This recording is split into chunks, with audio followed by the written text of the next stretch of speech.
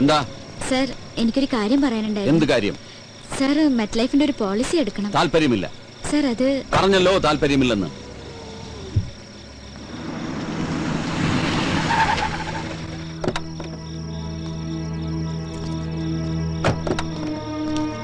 Hello, ഞാൻ പോട്ടെ. അങ്ങനെ അങ്ങ് പോയാലോ? ഞാൻ വന്നത് മുക്കുമണ്ടത്തിനെ കാണാനല്ലേ. എന്തിന്? നമുക്ക് താലിയിട്ടണ്ടേ? ഞാനത് എന്ന് പറഞ്ഞാൽ എങ്ങനെ ശരിയാവുക? സ്നേഹിച്ച പെണ്ണിനെ പെരുവഴിയിലാക്കാൻ ഞാൻ സമ്മതിക്കില്ല. ആ താക്കോലിങ്ങടുത്ത്. ഏതിന്റെ താക്കോലി? നെസ്റ്റിന്റെ. അതെന്തിനാണ്? അതെന്തിനാണെന്ന് ചോദിച്ചാ ഞാൻ അതങ്ങ് വിലക്ക് മേടിക്കാൻ തീരുമാനിച്ചു. പക്ഷെ അതിനുമ്പ് വീടൊന്ന് കാണണല്ലോ. അതിന് സാറൊന്നും വിൽക്കുന്നില്ലല്ലോ. അത് വൈദ്യം തീരുമാനിച്ചാ മതിയോ? എന്നാ സാറിനോട് ചോദിച്ചാ പോരെ? പോരാ. ഓ ഈശ്വര, ഇത് വലിയ കുരിശായിരുന്നു. ഞാൻ തരില്ല. തരുന്നേ. കൊലപാതകം നടക്കും. തന്നില്ലെങ്കിലും കൊലപാതകം നടക്കും.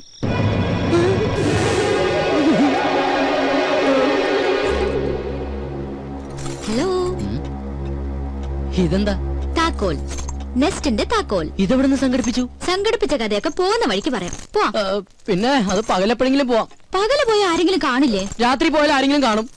മാത്രമല്ല, അവിടെ യക്ഷിയുടെ ശല്യമുണ്ട്. ആഹാ, എങ്കിൽ പിന്നെ ഉറപ്പായിട്ടും പോണം. ഞാനാണെങ്കിൽ യക്ഷികൾ ഇതുവരെ കണ്ടിട്ടുമില്ല. ഇത് ഞാൻ പറയുന്നു. വാ ഗോപ. സോറി.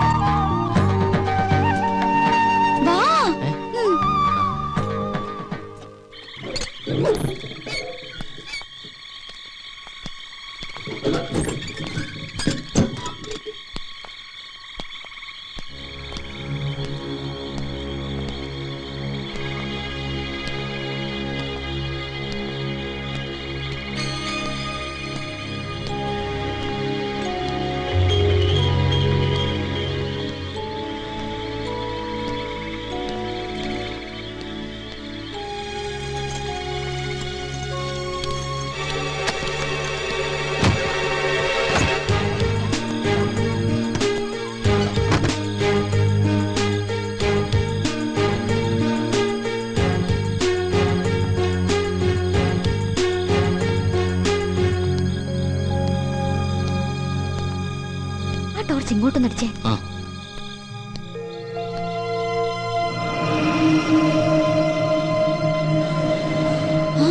ഇത് സ്വാമിനാഥനല്ലേ? നിന്റെ സംശയം ഞാൻ തീർത്തു തരാം. പക്ഷെ അതിനു മുമ്പ് എനിക്കറിയണം നീ എന്തിനാ ഇവിടെ വന്നതെന്ന്. അത്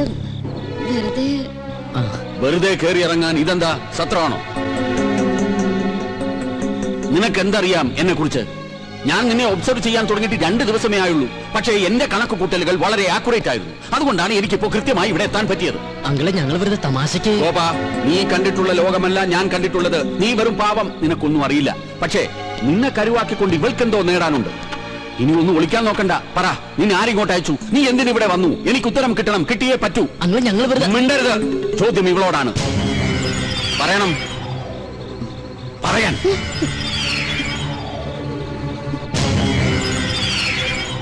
നീ പറയില്ല?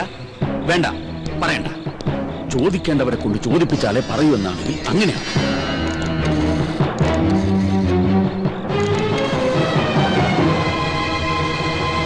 ഹലോ.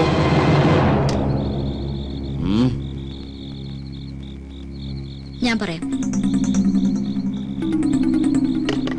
എനിക്കറിയാവുന്ന ഒരു സ്വാമിനാഥനുണ്ട്. അത് തന്നെയാണോ നിങ്ങളുടെ മകനെന്ന് അറിയാൻ വേണ്ടിയാ.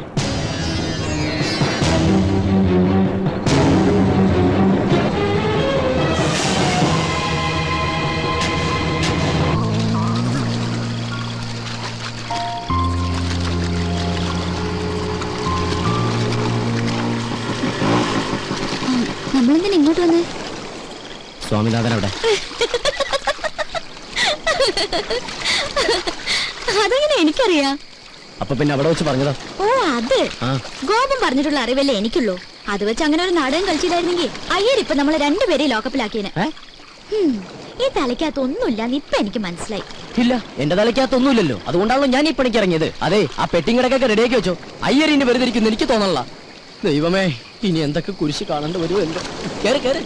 ഈ ലോഡ് കൊണ്ട് എങ്ങനെയെങ്കിലും വീട്ടിലെത്തി.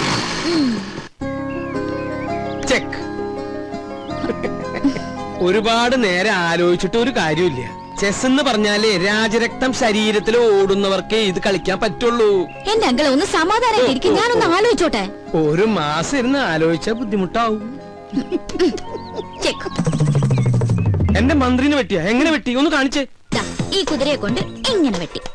സത്യം പറ, അങ്ങളുടെ ശരീരത്തിൽ രാജരക്തം തന്നെയാണോ ഓടണേ? ആയിരുന്നു. എന്റെ കിഡ്നി ഫെയിലിയർ ആയിട്ടുള്ള കാര്യം ഞാൻ നിന്നോട് പറഞ്ഞിട്ടില്ലേ? ഇല്ല. എന്നാ എന്റെ കിഡ്നി ഫെയിലിയർ ആയിട്ടുണ്ട്. ആ സമയത്ത് ഡയാലിസിസ് നടത്തിയിരുന്നു. എന്ന് പറഞ്ഞാൽ എന്റെ രക്തം മാറ്റുകയും വേറൊരാളുടെ രക്തം കയറ്റുകയും ചെയ്തു. ആ രക്തം ഏതോ ബുദ്ധിയില്ലാത്ത ഒരു കൂലിപ്പണിക്കാരന്റെ ആയിരുന്നു.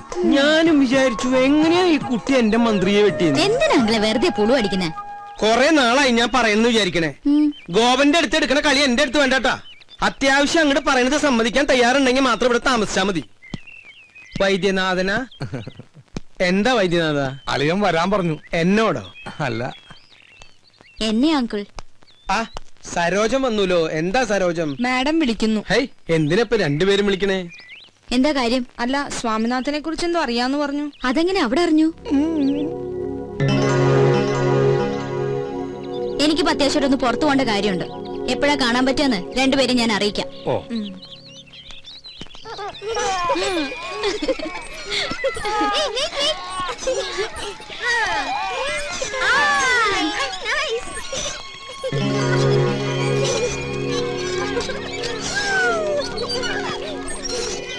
എന്താ മേഡം ഇങ്ങോട്ടൊക്കെ? അല്ലെങ്കിൽ പുറത്തേക്കൊന്നും കാണാറില്ല. എനിക്കൊരു കാര്യം അറിയാനുണ്ട്. ഞാൻ കേട്ടത് സത്യമാണോ? അതിപ്പോ കാര്യം എന്താണെന്ന് അറിയാതെ ഞാൻ... പ്ലീസ്,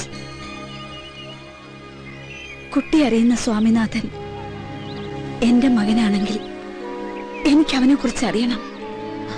അത് വല്ലാത്തൊരു കൺഫ്യൂഷനില്ല ഞാൻ. മോളെ, നിന്റെ ഉദ്ദേശം എനിക്കറിയില്ല. എന്നാലും ഇതൊരു കുട്ടിക്കളിയായിട്ട് കാണരുത്. മകനെ നഷ്ടപ്പെട്ട ഒരു അമ്മയുടെ വേദന അതിപ്പോ നിനക്ക് മനസ്സിലാവില്ല.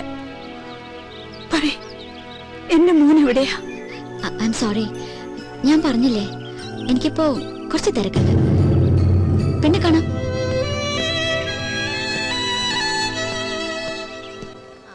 എടി, ഗർഭിണികൾ പൊതുവെ പച്ചമാങ്ങയല്ലേ കഴിക്കാറുള്ളൂ? അതെ. പിന്നെ നീ എന്താ ഈ മുസംബി മുങ്ങി നടന്നാലും നിന്നെ ഞാനൊന്ന് പൊക്കും.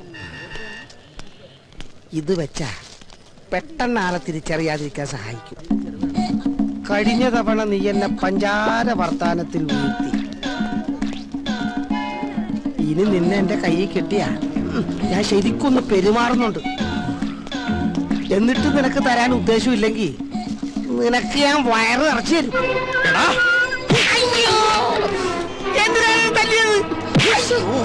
ഇപ്പൊ നിനക്ക് മനസ്സിലായടാ? വയറ് നിറയ്ക്കാൻ നിനക്ക് എന്റെ ഭാര്യ മാത്രം കിട്ടിയുള്ളൂ. എന്താടാ, എന്താ ഇവിടെ പ്രശ്നം? ഇവൻ എന്റെ ഭാര്യ അസഭ്യം പറഞ്ഞു സാർ. ആണോടാ? ഇല്ല സാർ.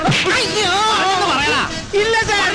സാർ നിർബന്ധിക്കാൻ ഞാൻ പറയും. ഞാൻ നിർബന്ധിച്ചിരിക്കുന്നു. ഞാനെല്ലാം ഏറ്റിരിക്കുന്നു സാർ. എല്ലാം ഞാൻ ഏൽപ്പിച്ചിട്ടുണ്ട്. ഇനി നിങ്ങൾക്ക് പരാതി ഉണ്ടെങ്കിൽ ഞാൻ ആക്ഷൻ എടുക്കാം. വേണോ? പരാതി ഒന്നുമില്ല സാർ. ഇതുപോലെ വയറ് നിറച്ചും കൊടുത്താൽ മതി. എന്നാ പിന്നെ നിങ്ങൾ വെക്കോ. ഇവന്റെ കാര്യം ഞാൻ ഏറ്റു.